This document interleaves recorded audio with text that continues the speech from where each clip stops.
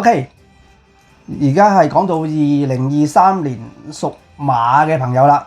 So part 3, we're going to start with now those born in the year of the horse. OK， 嗱屬馬嘅朋友咧，今年咧嗰個太陰星咧就喐緊嘅，咁咧變成咧個女性嗰個權力就會高咗啦。So if you are born in the year of the horse, if you are especially a female this year, you will realize that you've got a lot of power. 事關咧屬馬嘅朋友，今年咧其實咧啲吉星都真係好靚嘅。That's because this year, anyone who's really born in the year of the horse this year, you have a lot of good stars. 事關今年咧，你個桃花咧都開得好靚。Even your romance is blooming. 尤其是屬女性嘅屬馬嘅朋友添，就更加好啦。Especially again, if you are a female born in the year of the horse. 係啦，事關今年咧，屬馬嘅女性嘅朋友咧，佢有粒太陰啦，太陰就代表女性啦，女性嘅權力啦。咁如果調翻轉講，即係你係女性嘅，就比男性就更加好啲嘅。So, because this year there is a star coming into your alignment, which is really for females, it doesn't really affect the males per se, but if you are a female, it's extra good for you. OK， 咁喺身體方面啦，咁咧就大病咧就冇乜嘅。So in terms of health, your body, there's not a lot of big sicknesses. 喺身體方面咧，你就留意下咩咧？就係傷風感冒啊，出入冷氣地方就着多件衫就得㗎啦。So only the reminders is to just be a little bit careful of maybe catching a cold here and there. If you're going in and out of AC, bring a sweater. Make sure you are just keeping yourself good. OK， 喺工作方面啦，咁咧如果你個上司或者你個 partner 係女性嘅，咁就哇冇得頂啦。So for career-wise, if your superior, your boss, or your partner in your business, it's a female, it's gonna be great. 係啦，咁咧佢就一定可以幫到你。They will definitely be able to help you out. 咁咧如果調翻轉講，你上面個老細係男性咧，咁你就會爭啲咯喎。Now the opposite, if it's a male, it's not gonna be as great. 但係都唔會話去到咁差嘅。But it's not like it's gonna be bad either. It's just not as great. 係啦，至於喺財運裏邊啦，今年咧你行緊正財嘅。So this year in terms of wealth, you got it coming for you. 所以咧，不論打工嘅朋友啦，或者係做生意嘅朋友咧，個正財都會比較豐富啲嘅。So whether you are working or you're a business owner, you will realize that your main method of income, it's gonna be a lot better. 但係就冇橫財嘅喎。But you have no side chance of getting money. 所以記得唔好貪心。So don't be greedy. 係啦，唔好話諗住話走去買啲投資嘅嘢啊，成嘅嘢。事關你今年係完全冇呢一樣嘢㗎，所以千祈唔好去諗啊。So don't think that just because you're earning a lot of money from your business, your actual real income, you're like, oh, let me go buy some stocks or go gamble with it and earn some more money. It's not gonna happen. Just don't do it. OK， 咁喺感情方面啦。So now in terms of romance. 你嗰個天喜入咗宮啦，咁你今年如果未結婚嘅朋友咧，就可以拉埋天窗啦。So if you are not married this year and you're born in the year of the horse, this year's a good year for you to get married. 係啦，咁結咗婚嘅朋友咧就生仔啊、買樓啊，或者買啲你心度好嘅嘢。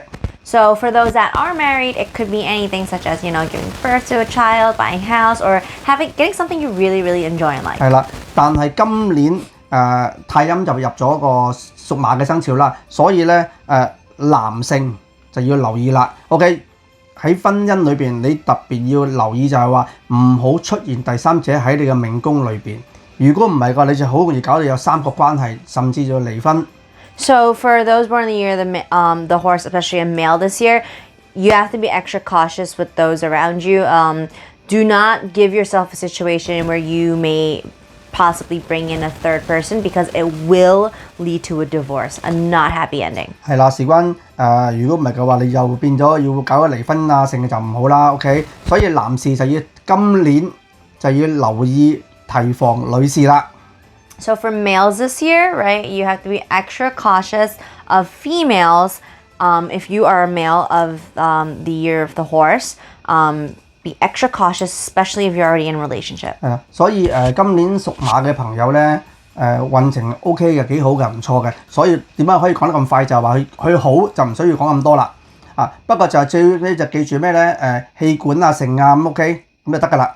So, year of the horse, really got it good for you this year, really. The only thing is, again, be cautious of, your health, your lungs, and for male horses, be careful in your relationships. OK， 咁屬馬嘅朋友啦，今年成年嘅運程就喺1、2月咧就可以每一樣嘢都會開始順，一路咁提升咗你所有嘅人嘅運啦。So in the turn of the new year, the first 2 months, you will realize that things are, smooth sailing for you. Things are going great for you. 咁喺3同4月咧，咁就係開始又平翻，有啲普普通通啦。And then March and April kind of dulls out a little bit. 咁喺5月咧就要提防啦，提防啲小人暗算你啦，即係意思係俾人唔抵得你啦，又或者喺感情方面會出現咗第三者啦。So May is a month you should be very cautious of.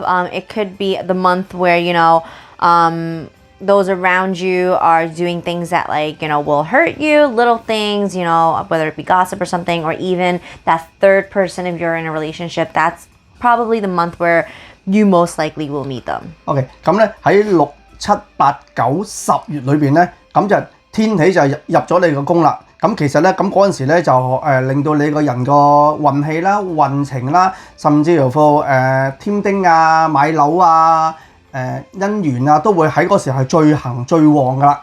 So from June until October, those are your best months where everything is going smoothly. You want to buy a house, that's when you're going to close and get it. You want to get married, that's really when it is.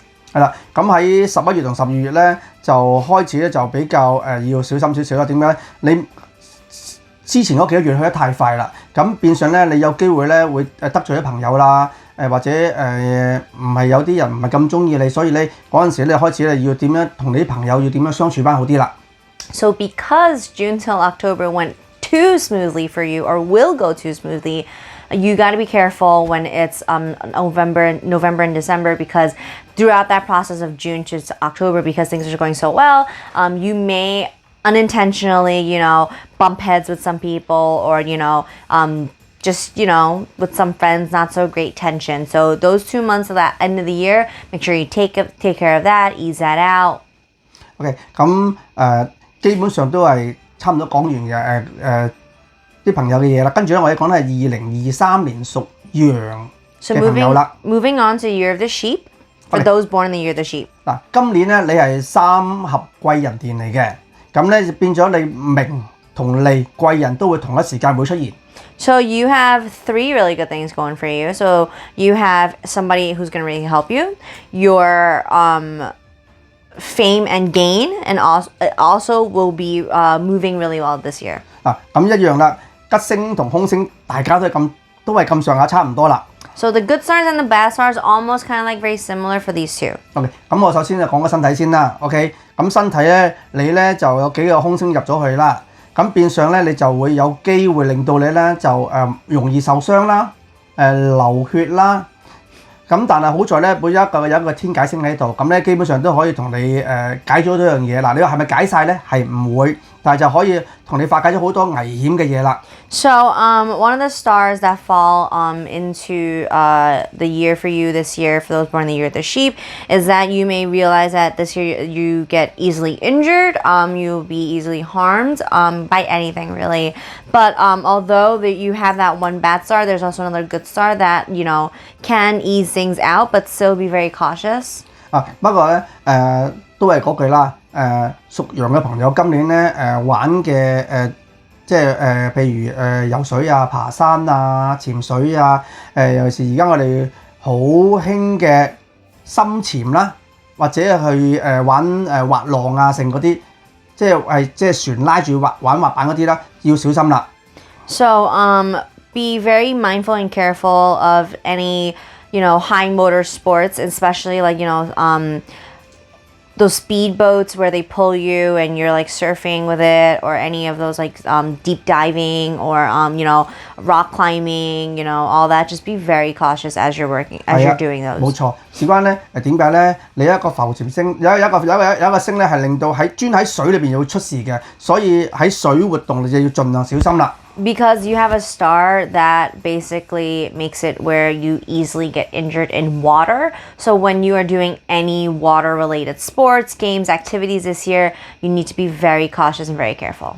OK， 咁喺工作方面啦，咁咧你有幾粒星咧可以令到你工作咧有權力啦、穩陣啦、諗嘢有一個智慧高咗啦，有你嘅才華啦，咁亦都有貴人幫你啦，所以喺工作方面咧只要你肯用啲努力嘅話，你比你舊年過去嗰一年嘅職位或者你嘅知名度都會提升咗嘅。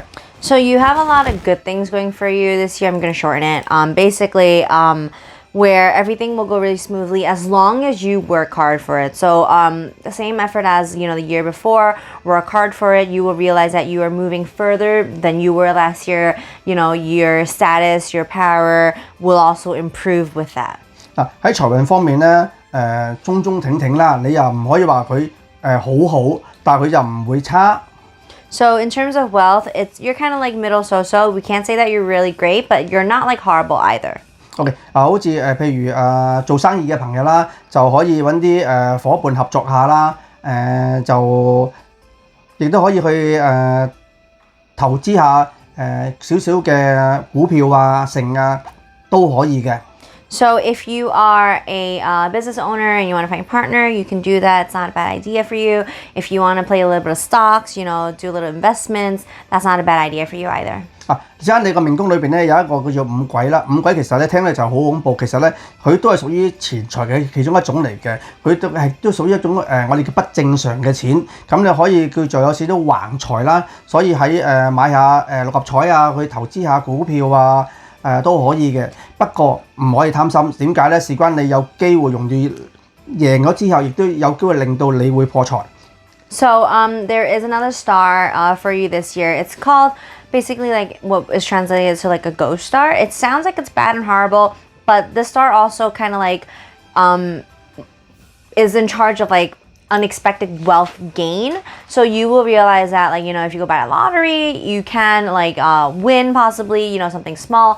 Don't get greedy only because you also have something that can make you lose it all if you become greedy. So the small gain is big win already. OK， 喺感情方面啦，咁咧你喺命宮裏面出一粒浮浮沉沉嘅星啦，咁可以影響到你自己同埋你嘅另外一半嗰個心情啦、情緒啦。亦都會改變到佢自己想諗法同睇法。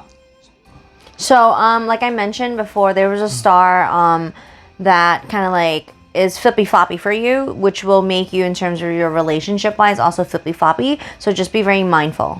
嗱，仲有今年咧，你好容易犯官非嘅，所以你本身命宮裏邊咧有一粒我哋叫做唔係咁好嘅星啦，所以咧又例如喺感情方面咧就。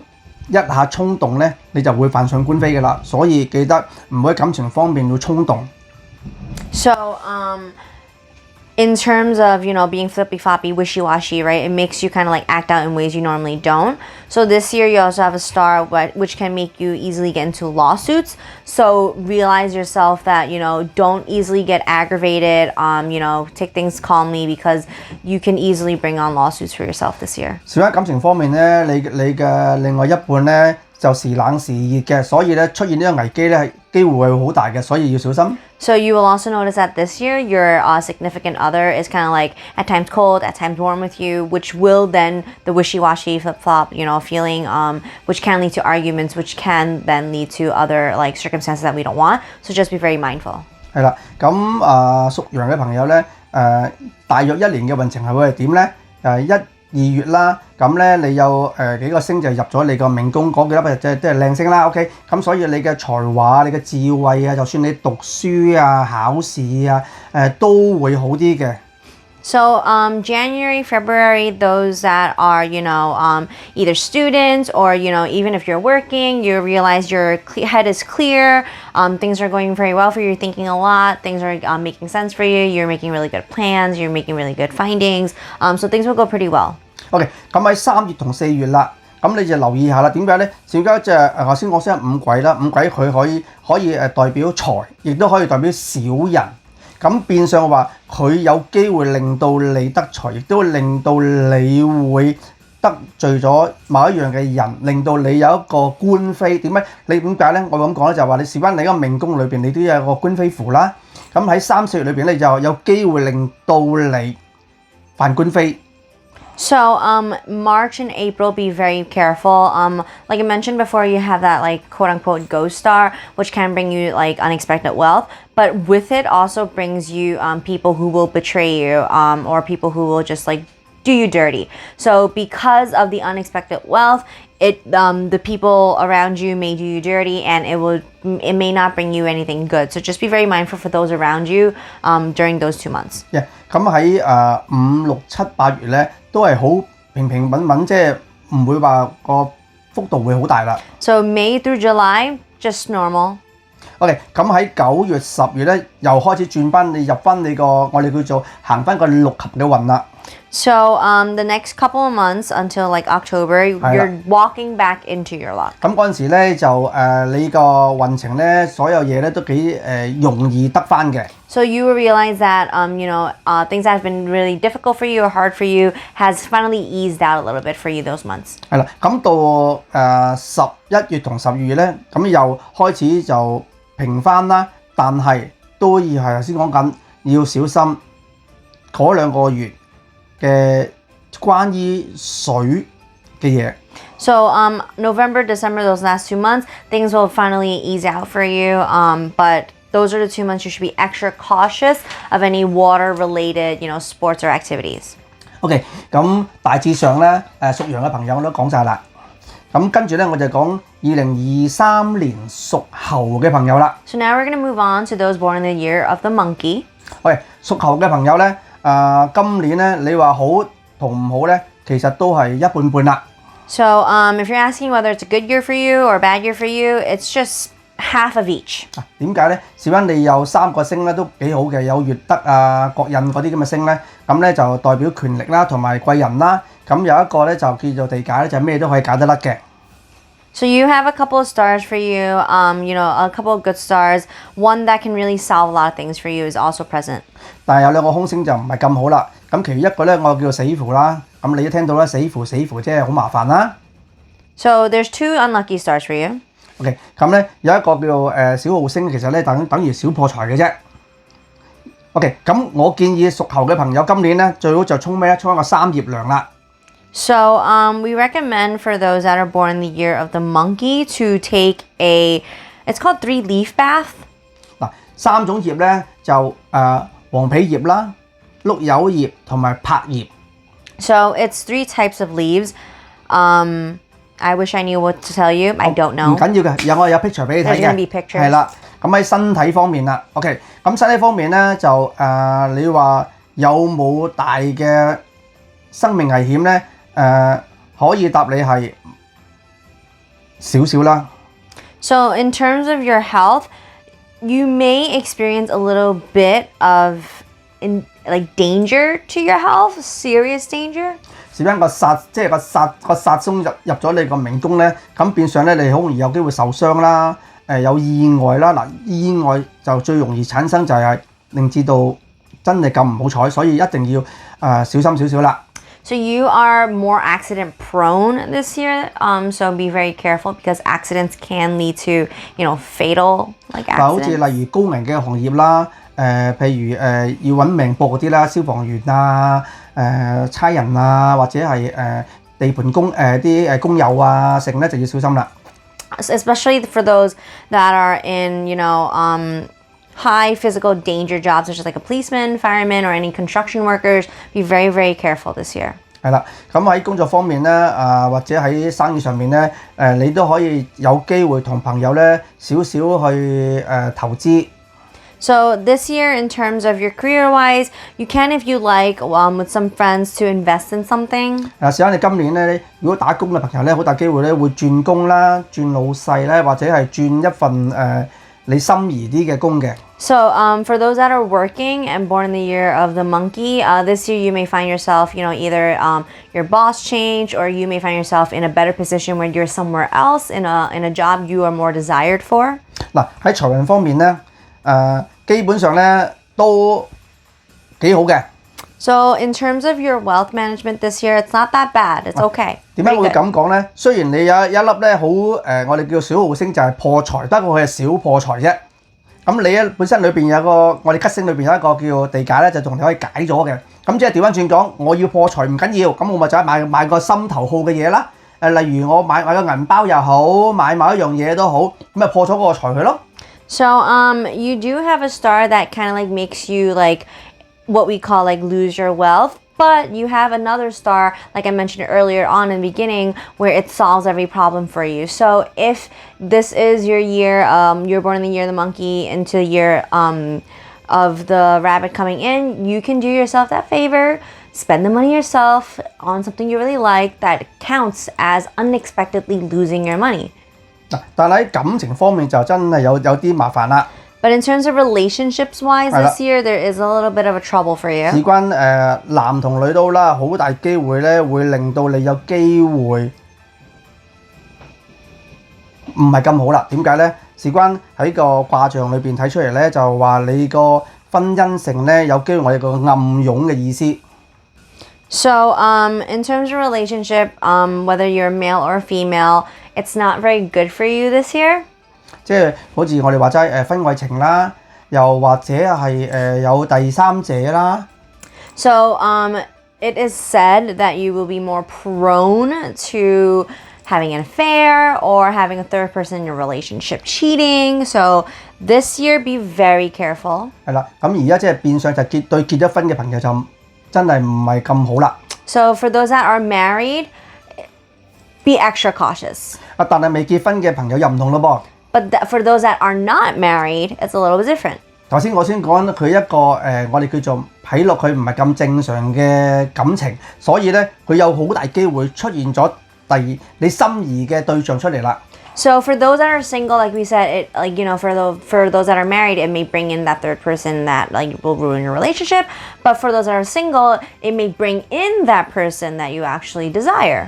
係啦，所以未結婚嘅朋友咧就好，但結咗嘅朋友咧就唔係話唔好，不過你就要真係要自己知道自己做緊乜嘢。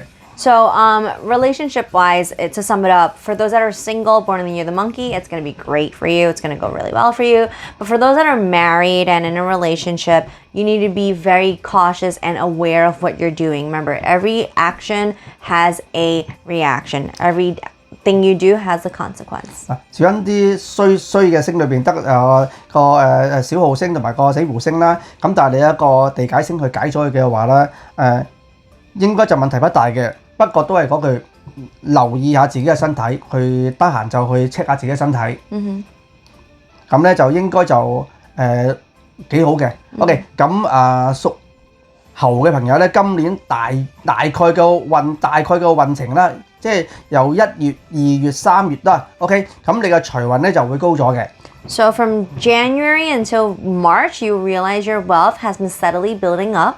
但係身體就會弱咗啦。But your body, on the otherwise, is going down. 俗語有話財多就身子弱。Right. So there's a saying, an idiom, that's basically the more wealth you gain, the unhealthier you get. 係啦，所以咧頭先我先講最好就去 check 下身體啦。小病當大病醫就得㗎啦。OK， 咁咧喺4、5、6月咧，咁咧個月德嘅星咧就照住晒嘅。咁咧男同女咧基本上都有大貴人出現嘅。咁就你每一樣嘢啊，每一工作啊，生意啊都會好順好好。So April, May, and June, everything is going to go really well for you. You will find that there's someone coming in that is helping you out and guiding you. OK， 咁喺7、8月咧就有少少危機出現啦。咁但係你個危機咧就唔係咁大嘅。點解咧？你有一個靚嘅我哋叫可以解決嘅星啦，所以咧個危機你可以盡快去處理嘅話咧，就可以令到你每一樣嘢都唔會有咁大問題㗎啦。So July and August, you will find yourself maybe in a little bit trouble, a little bit stuck. But again, you have a beautiful star that can help you solve all problems. So it's really not going to be a problem. OK， 咁喺9月、10月同11月、12月咧毛病就其實就唔係咁大嘅。不過咧就有少少病啊，又例如你自己有機會係唔見咗嘢啦，例如電話啊、銀包啊、手袋啊、咁就屬於一個小型嘅破財啦。So from September until the end of the year, you may realize you may be a little bit sick, but not like the major sicknesses. And you may realize that you may lose something, such as like your wallet, your bag, or your phone, and that considers the in terms of like being unlucky and losing wealth, quote unquote. 係啦，咁基本上大致上屬猴嘅朋友咧，財運都幾好嘅今年。不過咧就感情方面咧，結咗婚嘅朋友就要小心少少啫。So again, in terms of for those born in the year of the monkey, it's not going to be bad for you. It's going to be pretty good. But for those that are married and in a relationship, be very careful of what you're doing. 係啦，咁屬雞嘅唔係屬猴嘅朋友，基本上我今年嘅運程都講晒啦。